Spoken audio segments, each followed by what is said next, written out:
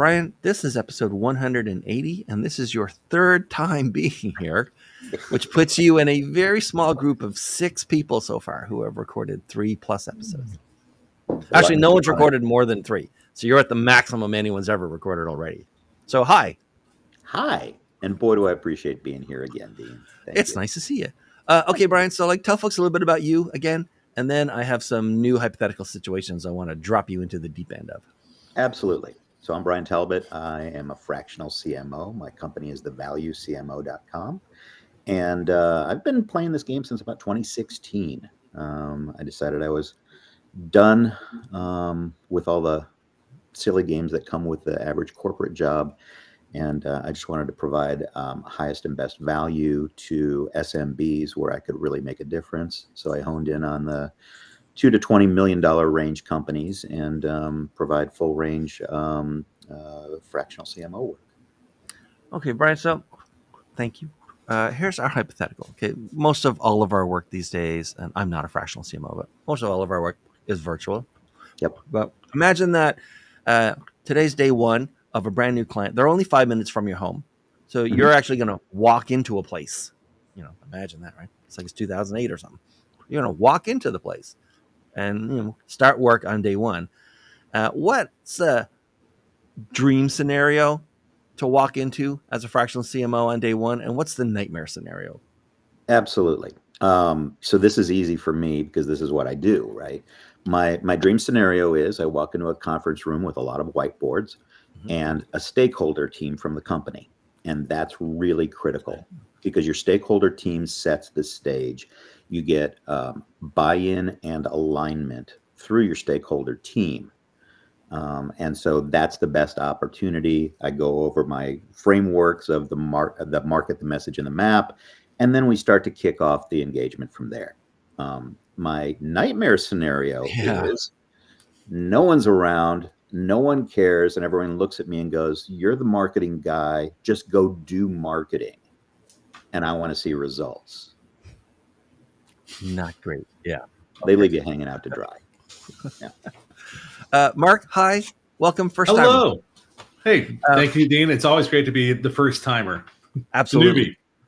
Tell folks a little bit about you, and then what about what's your dream or nightmare scenario walking into a client on day one? Well, again, my name is Marc Heffner. I am a fractional CMO. I work in the dental vertical space or medical space, work with organizations. And really, my dream organization I walk into is a little bit along what Brian said. It's really walking in an organization, recognizing they need executive guidance in the marketing C-suite, and they're willing to sit down and talk about what the strategies are that they want and they need, right, and what is going on with their business. They open up the kimono to let me know what's going on. I'm able to look at the financials of the business. I'm able to understand what's gone on with the marketing in the past. Have they had a marketing department before? What are they doing and where are they going? My nightmare scenario is they hire me on board.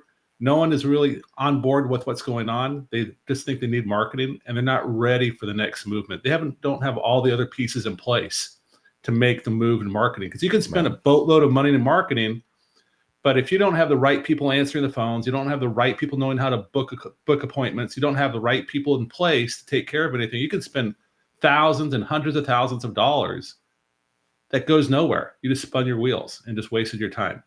And that's the worst thing that can happen for any organization. So you got to be ready to start marketing, and you got to understand, also be willing to buy it in and say, hey, stuff I'm going to do today, I'm not going to get paid on today. Marketing is like a snowball. Once you start that wheel going, it starts to build upon itself. One thing after another, it just keeps growing. Once you pull that plug, it deflates like a balloon and takes forever to get that thing moving again. Yep. So it's okay. Once you're into it, you're into it. So Marc, that's day one. Let's skip ahead to day 90. Okay. And you're having a chat with the CEO, and the CEO says, "Look, I wasn't quite sure when we started how this was going to go, but my aha moment after hiring you was what?" My aha moment after we hired you is once you were able to understand, you knew what was going on with my business from day one. You got my clients, you got my patients on my end. You understand what's going on, and you made a connection, and you became a part of the team. And you're able to talk with everybody, and you're able to break the silos of different parts of the organization, because marketing does not happen in a vacuum. Right. Marketing happens across the organization.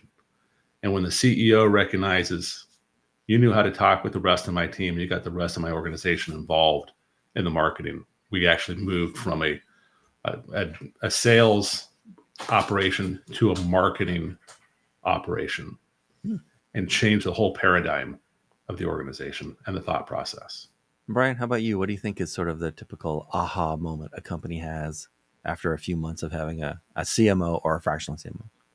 Yeah, for my clients, that's pretty easy. They have a clear understanding of their market.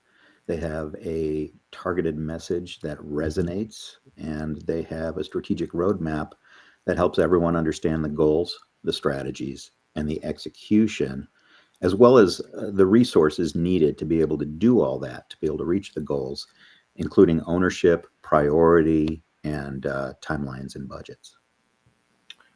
Okay, so Brian, let's switch hypotheticals.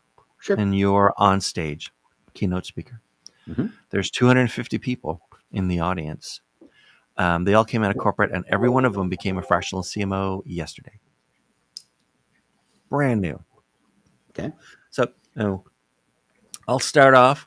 We'll go back and forth with Marc as well, but I'll start off with a sentence, and then you finish the sentence, however long it takes you to like complete it. Okay. So you're looking at these guys, and you're saying, "Look, I'm just going to be real with you. Fractional CMOs just starting out.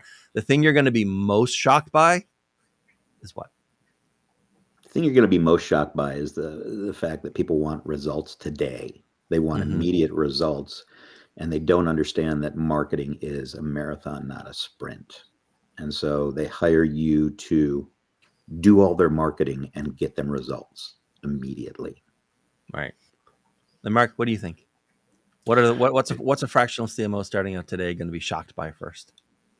What's going to be shocked by first is the lack of understanding of the importance of marketing within the organization. Yeah. They may have grown from an entrepreneurial standpoint and done everything from a shotgun approach. Take everything, throw it against the wall, and see what works. In marketing, we use a rifle approach. We line up our target. We want to make sure we have the funding in place, and we take our shot. And our shot is generally right on target. If not, it's slightly off, and we adjust and we move forward. That is the essence of marketing. We become more efficient with the dollars that are spent for customer acquisition. That's the biggest thing. And also in selling products, become a lot more focused on that, not trying to take everything else that's going on. And then, so Marc, let's finish. We're talking to our audience. Let's finish this thought, like second of three, right? What you're going to find, folks, is that many clients just don't understand what? Many clients just don't understand the time it takes to get from point A to point B in marketing. It takes us more than 30 days to see some results. It takes us 90 days, and then there's results to start to come in. Like Brian said, we're in a marathon. We're not in a sprint. It takes time for us to get there, and once it's rolling, it rolls, and it just builds and builds and builds. Been a part of that many times in my career, from ground level to 3 years in, we're so much further ahead, and it's making the investment and making it happen over time. And Brian, you're talking to these folks. They're looking to you as the expert, right? You need to put some cold water on it and say, like, most of your clients are not going to understand what? The difference between sales and marketing. Mm-hmm. A lot of them don't even understand there is a difference. They think sales is marketing and marketing is sales. And so, marketing brings the horse to water and sales makes them drink. Right. And then, Brian, so like some intern is trying to like wave you off, right? Like, we're out of time. Get off. Music's coming up. It's like the Oscars, right? Big hook comes out, tries to pull you off stage, and you're just like, no, I got one more thing to say to these people. If I can only give you one piece of advice about getting clients, it's this. What would it be? The fractional CMO needs to be a part of your executive leadership team. If you talk with a client and they see you as an outsourced resource, and not part of their executive leadership, Mm-hmm. run. And Mark, how about you? The one thing you want to make sure these people understand about getting clients is what? Yeah, Brian's right. They need to recognize you're part of the executive team. You got to have a buy-in to the strategy before you can execute it. If you don't have that buy-in to the strategy, the rest of it's a waste of time. And it's also strategy first before doing. You'll see a lot of these younger consultants out there want to do. Right. And it's always like, why? What's the why? Marketing is the why. What makes us different? What differentiates your product and service from the guy down the street, for the company in the other country? What makes you different? And having that why and understanding that and being able to communicate that effectively with your clients and with their customers is the most important piece of marketing, so they buy in and you start to see growth in sales, growth in revenue, and growth in profitability. Yeah. So now, the next hypothetical, you're done with the speech, you go out onto, it's a big conference, so you go out into the conference floor, and there's booths and stuff, and you're talking to prospective clients. So let's spend some time thinking about the prospective clients. So, Mark, the thing about marketing is most people think they understand a lot about marketing. Maybe they do, but you're talking to prospects all the time. When it comes to marketing, what do prospects overrate, and what do they underrate? What do you think? Like, boy, people should really pay more attention to this. Like, they'd be better off in the long run. Or I'm really sick of hearing about X tool or platform or concept or idea or something when I talk to prospects. So, what's overrated? What's underrated these days? You know what's overrated today is, believe it or not, digital marketing. Doing advertising on Facebook, TikTok, Instagram, and they forget that marketing is everything that goes on. So marketing is a holistic approach. So you have not just digital media, you want to get top of mind awareness. So your top of mind awareness, otherwise known as TOMA, is how do you get those eyes on everything? So you Right. got to be where your client or where your customer is. So are they on TV? Are they on their computer systems? Are they driving by billboards? Do they open up their mail? What are all the ways you communicate that idea? And you've got to be every place with them to get Brian, that attention. how about you? What do customers overrate or underrate these days? Clients, I Well, mean. especially today, I think so many customers are overrating AI Mm-hmm. as a replacement for needing a marketer. Mm-hmm. The reality is, people buy based on emotional connections and relationships, and so that becomes the essential part of it. Well, you use your storytelling to build and your authenticity to build your brand and build your stories that connect with your customers. And AI, it's getting a lot better, but it's not there. It doesn't have the ability to make that direct human connection. And what it's underrated? What's the most underrated?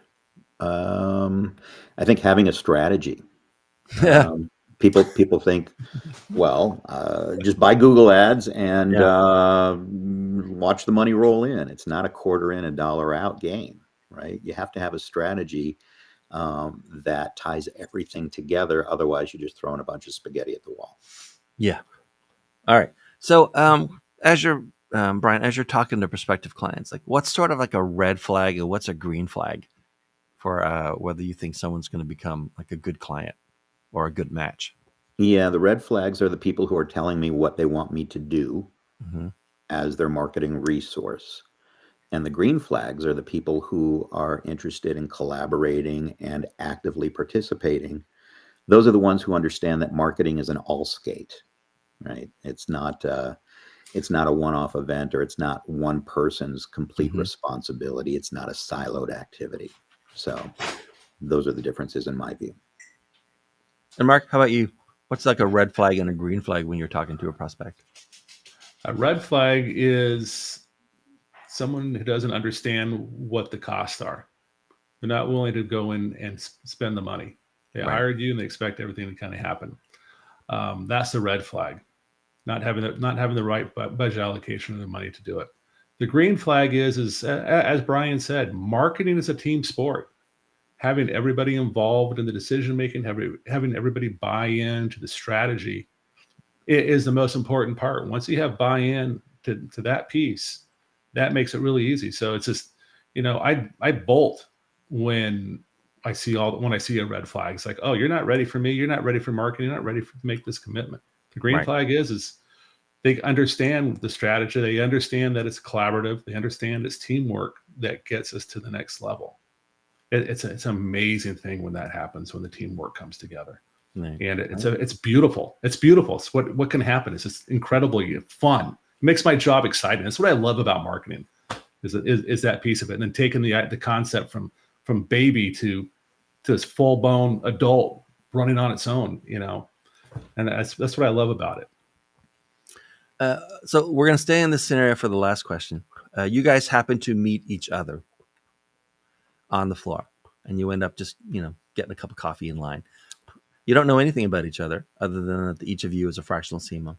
And so you each going to ask each other a question. Just finish the one that I'm giving you. So Brian, you turn to Mark and say, hey, since I got you here, let me ask you this. Go. What are the systems and frameworks that you use so that you can be repeatable from client to client? And what works best for you? No one's ever asked that.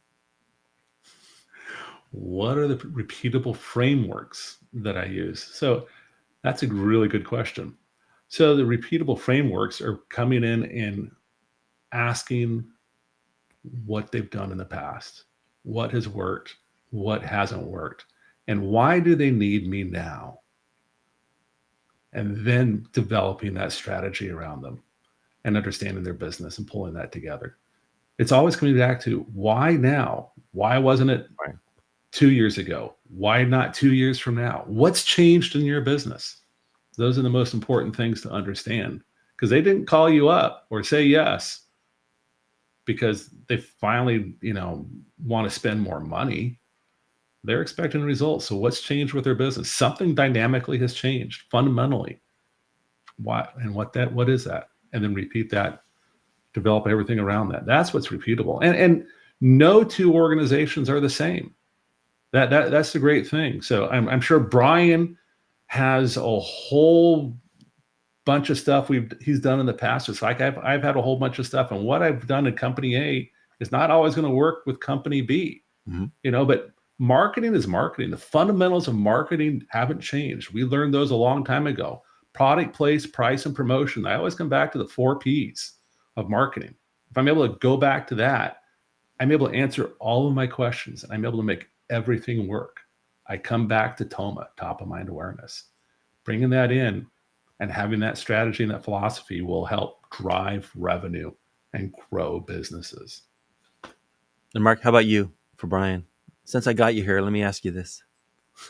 Hey, that's really good. This happens all the time, believe it or not. I come across other marketing people. I always want to pick their brain. I'm like going, so Brian, what has changed in marketing in the last 10 years? And let's put aside AI, but what has changed and what hasn't changed? What are you doing different today than you weren't doing 10 years ago?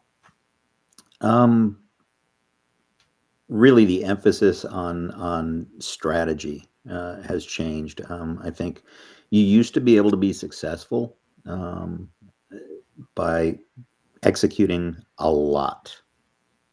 And now it's really hard to make that work without having an underlying strategy. And so, take the time to put the strategy in place. I like to refer to the 80-20 rule.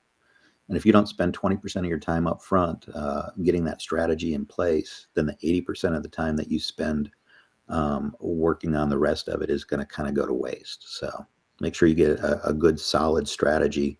And that becomes your roadmap for the next year or 2 or 3. So invest in your strategy. All right, guys, this has been fantastic. Thanks, both of you, for being here. Brian, these days, who should be reaching out to you, and what's the best way to get to you? These days, businesses between 2 and 20 million, SMBs, and even more importantly, mid-level marketers who are marketing managers, marketing directors who feel stuck, because I'm now sharing my frameworks and my processes through online courses. So reach out to me at thevaluecmo.com, and I'm always happy to start the conversation. All right, good stuff. And Marc, how about you? Who should be reaching out to you these days, and what's the best way to connect with you? Anybody who recognizes they need executive guidance in the marketing C-suite and have the financial means to bring us on board, want to spend the time and the strategy, and the time and help us put the strategy together to get there. So that'd be almost anybody within the organizations. And the best way to get a hold of me is 3 places, either at newparadigm.com, DSO Marketing X, or you can always find me on LinkedIn at Marc Heffner on LinkedIn. MarcHeffner. All right. Real simple. Guys, thanks both of you for being here. It's been fantastic. Thanks for watching, folks, and we'll see you next time. Bye.